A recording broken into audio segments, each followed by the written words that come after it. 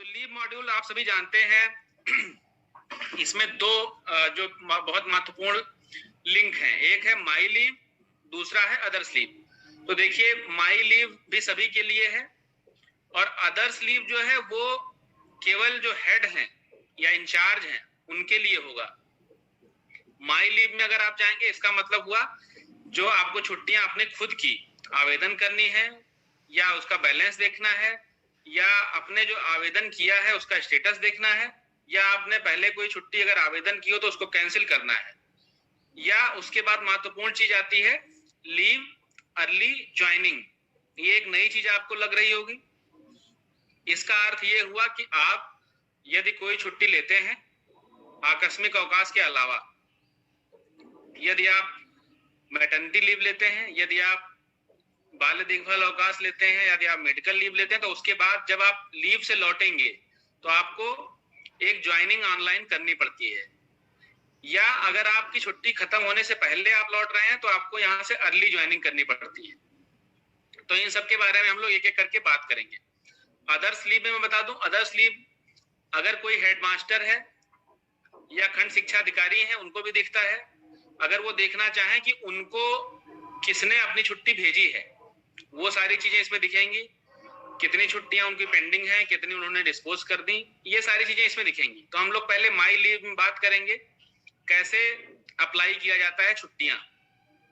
तो छुट्टी अप्लाई करने के लिए आप सभी लोग अप्लाई लीव में जाते हैं। लीव अप्लाई में आपको 3-4 चीजें उसमें डालनी पड़ती है। सबसे पहला, किस तरह की लीव आप लेना चाहते हैं।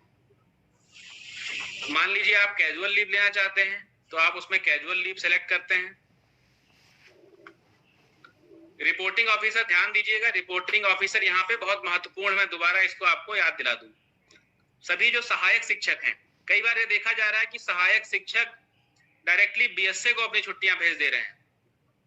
कई बार सहायक शिक्षक डायरेक्टली बीओस को अपनी छुट्टियां भेज दे रहे हैं कैजुअल लीव, जो कि गलत है। सहायक शिक्षक हमेशा प्रधान शिक्षक को ही अपना रिपोर्टिंग ऑफिसर बनाते हुए और उनको अपनी छुट्टियां भेजेंगे।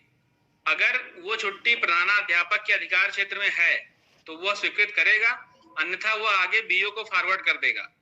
ये पूरी प्रक्रिया का पालन किया जाना है। तो लीव में अप्लाई करते समय कौन सी छुट्टी आप लेना चाहते हैं। अर्न लीव के बारे में बताना चाहूंगा मैं कि हर 1 साल की सर्विस में आपको एक ईएल मिलती है। हालांकि पोर्टल पे आपको कई बार दिखता है 300 दिन का ईएल आपको बैलेंस दिखता है, या कई बार आपको अगर ब्लॉक में अपडेट नहीं हुआ है तो 0 दिन का दिखता है। इस संबंध में आप अर्न लीव अप्लाई कर सकते हैं जितनी आपकी सर्विस हुई है। खंड शिक्षा अधिकारी स्तर पर उसको देखेंगे, वो वेरीफाई करेंगे कि क्या वास्तव में आपकी उतनी सेवा हुई है, आप उतनी अर्हता रखते हैं उतनी छुट्टियों की।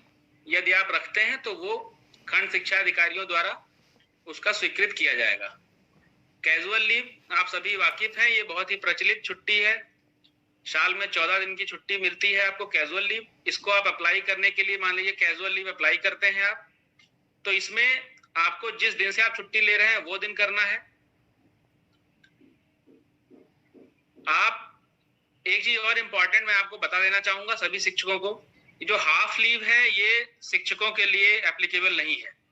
कई बार कई खंड शिक्षा अधिकारी और बीएसए प्रश्न पूछते हैं कि क्या 0.5 सीएल दे है, तो शिक्षकों को परिषदीय, चूंकि आप परिषदीय कर्मचारी हैं, आपको दे नहीं है, तो आप इसको 0.5 सीएल अप्लाई नहीं करेंगे। तो मान लीजिए आपने 1 दिन की छुट्टी यहाँ पे अप्लाई करना चाह रहे हैं। इसके बाद जो 6वां बिंदु है और 7वां बिंदु है, ये आप लोगों को कई बार कंफ्यूजन लगता होगा कि ये क्या है और क्यों है। जो 6वां बिंदु है और 7वां बिंदु है, इसका महत्व तो यह है कि जब आप छुट्टी से लौट के आएंगे या छुट्टी पे जाने से पहले आपकी अगर कोई छुट्टी पड़ रही है, संडे पड़ रहा है, तो आप इसमें अगर लिख देंगे तो आपकी जो ज्वाइनिंग होगी, जब आप ऑनलाइन ज्वाइनिंग की रिक्वेस्ट करेंगे, जैसे मान लीजिए 15 तारीख को मैंने अवकाश लिया, 16 को मान लीजिए संडे है, तो अगर आप इसमें भर देंगे कि 16 को संडे था लीव सफिक्स में 7वें कॉलम में, तो आपकी जो ज्वाइनिंग रिक्वेस्ट वो 17 को एक्सेप्ट कर लेगा। नहीं तो वो 16 को ही आपका 16 को वो पूछेगा आपसे कि 16 का आपका क्या स्टेटस है, जबकि 16 की आपकी एक संडे का अवकाश है। इसीलिए ये 2 कॉलम बनाए गए हैं कि यदि आप जो अवकाश ले रहे हैं उसके पहले अगर कोई संडे पड़ रहा है या कोई मान लीजिए गेस्टेड हॉलीडे पड़ रहा है, होली, दिवाली, दशहरा, वो आप इसमें भर सकते हैं। दूसरा, छुट्टी का जो आप पीरियड है उसके बाद अगर कोई अवकाश पड़ रहा है तो वो आप भर सकते हैं। उसके बाद जो ग्राउंड आपने लिखा, यानी जिस आधार पर आप छुट्टी ले रहे हैं, अपना व्यक्तिगत कारण आपका हो सकता है, स्टेशन लीव परमिशन आपको भरनी है, एड्रेस भरना है, चूज फाइल में अपना कोई एप्लीकेशन आपको अपलोड करना है और सबमिट कर देना है। तो ये हुई कैजुअल लीव अप्लाई करने की प्रक्रिया। अब कुछ शिक्षक सोच रहे होंगे कि जब हम एम स्थापना ऐप से सीएल अप्लाई करते हैं तो हमें सिर्फ फ्रॉम और टू सिलेक्ट करना पड़ता है, ये सफिक्स और प्रीफिक्स नहीं सिलेक्ट करना पड़ता है। तो थोड़ा सा अभी अंतर है। कुछ समय बाद एम स्थापना ऐप पे भी ये सारी चीजें आएंगी, तो जो थोड़ा अंतर है वो धीरे से खत्म हो जाएगा। लेकिन अभी ये थोड़ा अंतर पोर्टल पे और ऐप पे विद्यमान है। यहां से आप सबमिट करेंगे तो आपकी छुट्टी आपके रिपोर्टिंग ऑफिसर को चली जाएगी। अगली बात आती है आपकी कैजुअल लीव के बाद अन्य छुट्टियां। तो जैसे ही कैजुअल लीव का आपका एप्लीकेशन प्रोसेस है, वैसे ही अन्य है। अगला लेकिन महत्वपूर्ण जो 2 और छुट्टियां हैं, वो एक मेडिकल अवकाश है और दूसरा सीसीएल है। तो मेडिकल की अगर बात करें तो मेडिकल अवकाश में आप सभी के काफी सुधार विभाग द्वारा किया गया है। पहले आप सभी को मेडिकल लेने के लिए बहुत समस्याएं थी। आप सभी को मेडिकल जब आप लेते थे तो आप एप्लीकेशन आप बीआरसी पे आपको भिजवाना पड़ता था किसी माध्यम से, आप कई बार नहीं जा सकते थे। उसके बाद आपका वेतन रुकता था। जब आप 30 दिन बाद या 45 दिन बाद या 15 दिन बाद दोबारा ज्वाइन करते थे तो आपको वेतन लगवाने के लिए चक्कर काटने पड़ते थे। वो प्रक्रिया काफी हद तक समाप्त की गई है। अभी आप मेडिकल अवकाश फुल पे लीव अगर आप अप्लाई करते हैं, उसमें लेकिन शर्त है, आप मेडिकल लीव अप्लाई करेंगे अपना आवेदन पत्र और डॉक्टर का प्रिस्क्रिप्शन लेटर के साथ। जैसे ही मान लीजिए आपने 15 दिन का मेडिकल लीव अप्लाई कर दिया, तो आपके खंड शिक्षा अधिकारी की जिम्मेदारी होगी कि वो आपकी मेडिकल लीव स्वीकृत कर दें। अगर आप 42 दिन से कम की छुट्टी लेते हैं तो वो खंड शिक्षा अधिकारी के स्तर की है। अगर आप इससे अधिक, तो वो खंड शिक्षा अधिकारी द्वारा बीएसए को फॉरवर्ड की जाती है। ये छुट्टी खंड शिक्षा अधिकारी स्वीकृत कर देंगे। उसके बाद 15 दिन बाद जब आप स्वस्थ होके आते हैं वापस, तो आपकी जिम्मेदारी होती है कि आप मानव संपदा पोर्टल से ऑनलाइन ज्वाइनिंग भी करें। ये बहुत ही महत्वपूर्ण है। कई शिक्षकों को अभी इसकी जानकारी नहीं है। इसके अभाव में वो बहुत परेशान हो रहे हैं। अगर आप मेडिकल, सीसीएल, मैटरनिटी से वापस लौटते हैं तो आपको मानव संपदा पोर्टल के माध्यम से ऑनलाइन ज्वाइनिंग करना अनिवार्य है। ऑनलाइन ज्वाइनिंग में आपको फिटनेस सर्टिफिकेट अपलोड करना है। जो फिटनेस सर्टिफिकेट आप पहले फिजिकल फॉर्म में देते थे बीआरसी पे, वो फिटनेस सर्टिफिकेट आपको अब ऑनलाइन ज्वाइनिंग में अपलोड करना है। अभी थोड़ी देर बाद हम लोग ऑनलाइन ज्वाइनिंग आपको दिखाएंगे कैसे करना है। ऑनलाइन ज्वाइनिंग अगर आप नहीं करते हैं तो आप अगली बार मानव संपदा पोर्टल पे छुट्टियां नहीं ले पाएंगे। तो ये आपको मेडिकल लीव का एक प्रोसीजर है। सेम चीजें हैं, प्रीफिक्स, सफिक्स, स्टेशन लीव। इसमें जो अटैचमेंट आपको दिखाना है, attached upload attachment, point number 11, इसमें आपको अपना आवेदन तथा जो डॉक्टर ने आपको प्रेस्क्राइब किया हुआ है वो आप इसमें चूज फाइल करते हुए अपलोड कर देंगे। दोनों का कंबाइन एक पीडीएफ बनाते हुए इसमें आपको अपलोड किया जाना है। तो आपका मेडिकल और सीसीएल इसी तरीके से अप्लाई होगा। ये आप ध्यान रखिए कि आप सीसीएल जो अप्लाई करते हैं तो उसमें जो रिक्वायर्ड डॉक्यूमेंट है आप सभी को जानकारी है, नहीं तो अपने ब्लॉक स्तर पे पता कर लें। आपको उसमें किस आधार पर छुट्टी ले रहे हैं, बच्चे की तबीयत या एग्जाम, उसका डॉक्यूमेंट भी लगाना होता है, अन्यथा वो आपका रिजेक्ट कर देते हैं। इसके बाद हम लोग इसमें छुट्टी जब लेने के बाद ज्वाइनिंग की बात आती है, इसको हम लोग दिखाएंगे।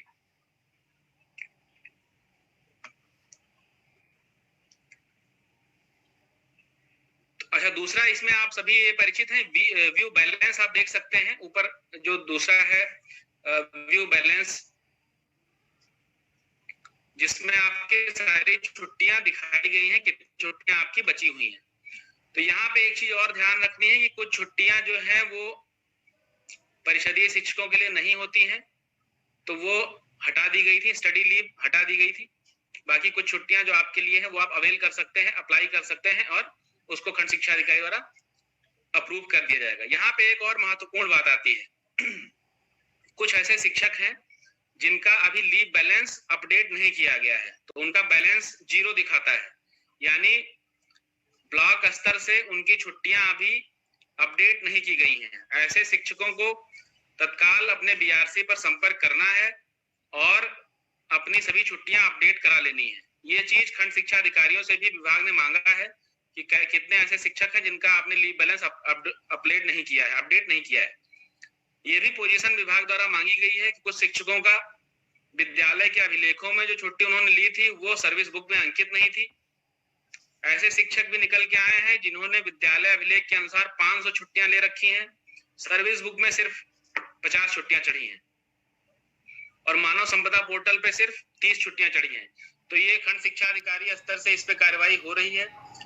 जो सही लोग हैं और गलत दोनों तरीके के लोग हैं, कुछ लोग अपनी छुट्टियां जानबूझकर नहीं चढ़वा रहे हैं, उनको निर्देश रहेगा अपनी छुट्टियां आप सही करवा ले मानव संपदा पोर्टल पर, अन्यथा आपकी भी जवाबदेही इसमें फिक्स होगी। इसके बाद माई लीव में तीसरी चीज जो आती है वो एप्लीकेशन स्टेटस। तो जो आपने छुट्टी का आवेदन किया है वह अभी कहाँ पे है, किस स्तर पे है, वो आप यहाँ से देख सकते हैं। जैसे हर छुट्टी जो आप आवेदित करते हैं उसका एक रेफरेंस नंबर होता है, लीव रेफरेंस नंबर, जो कि बहुत महत्वपूर्ण डॉक्यूमेंट एक संख्या है।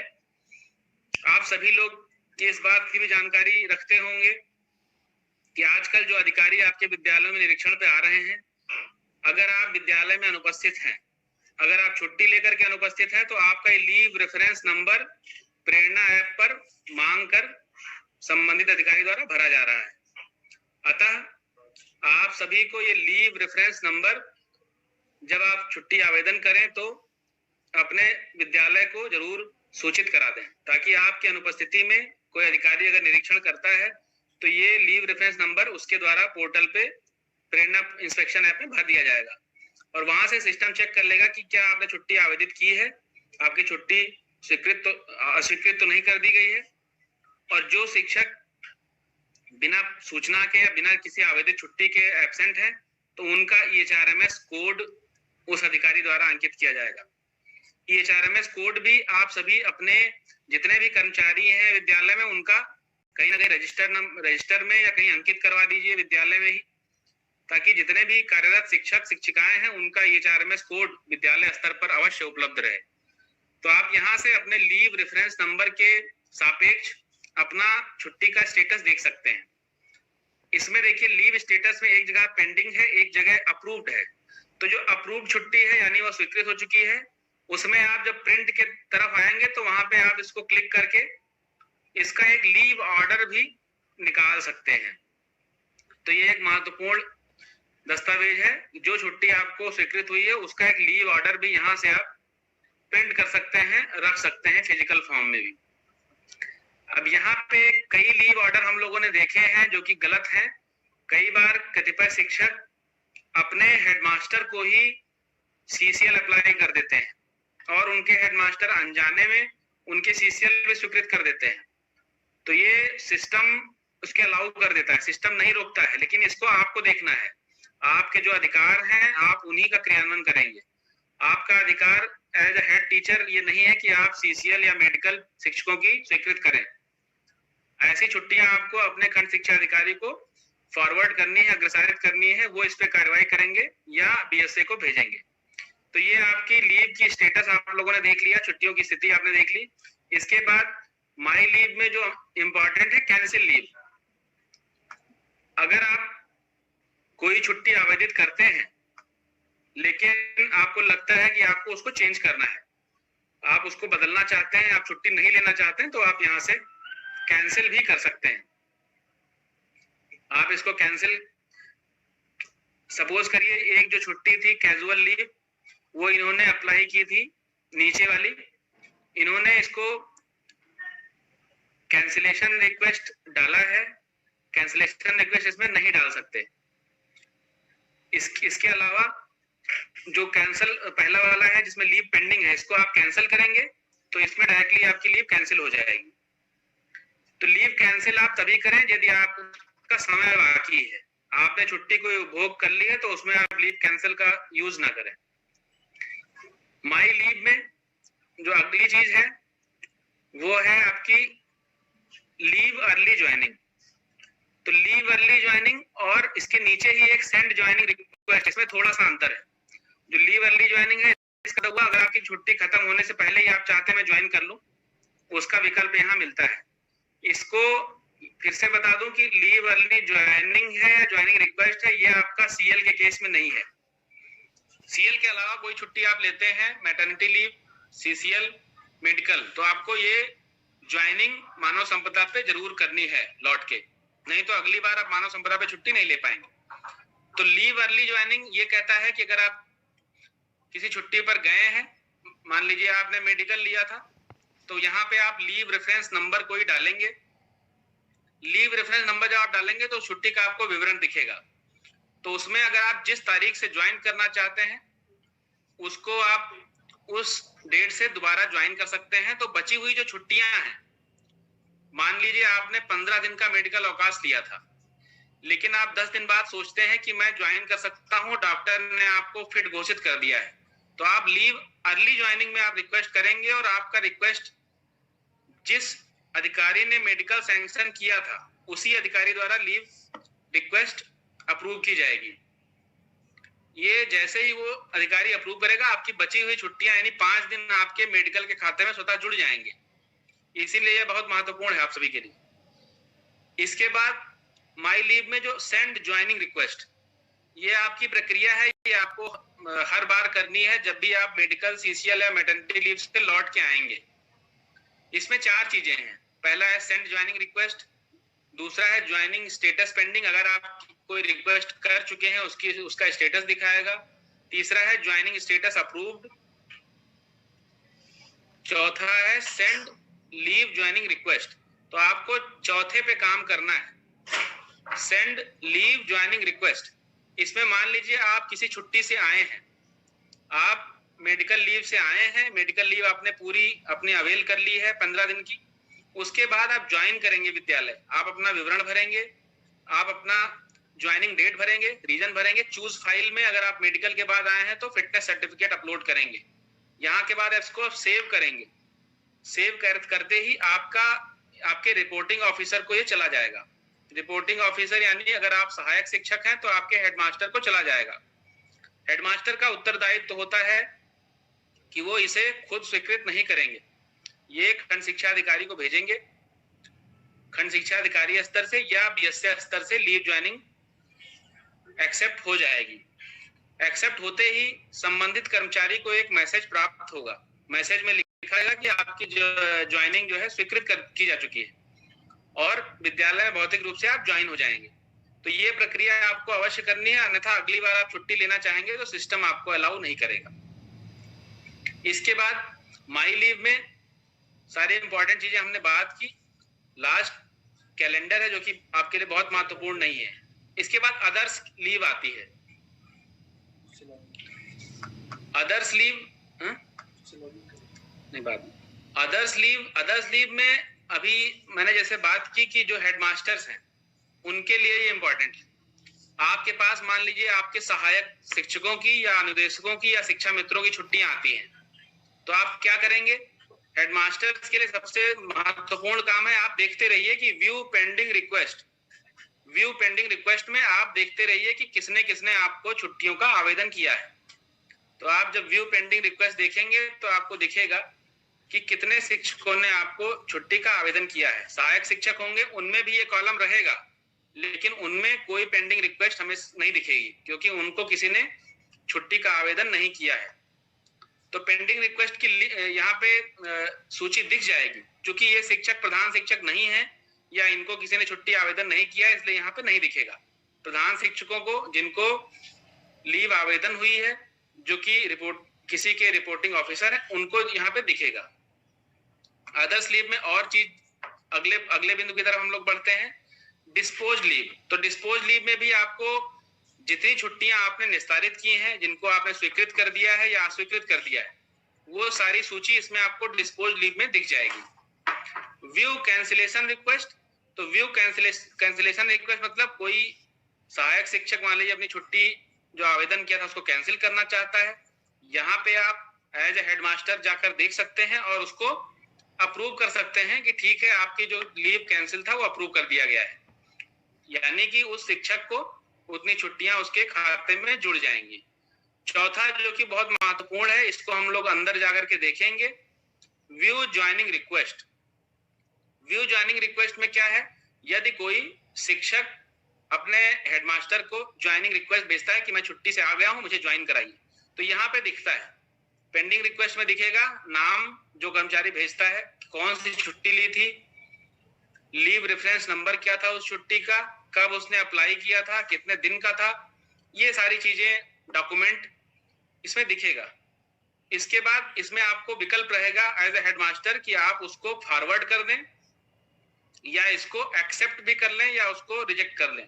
आपको एक्सेप्ट नहीं करना, आपको फॉरवर्ड करना है खंड शिक्षा अधिकारी को। अगर आप देखते हैं कि डॉक्यूमेंट उसमें अपलोड नहीं है फिटनेस, तो आप इसमें रिजेक्ट भी कर सकते हैं, एक स्तर पहले ही आप इसमें रिजेक्ट कर सकते हैं। तो ये हमने लीव मॉड्यूल के बारे में बहुत ही डिटेल में बात की।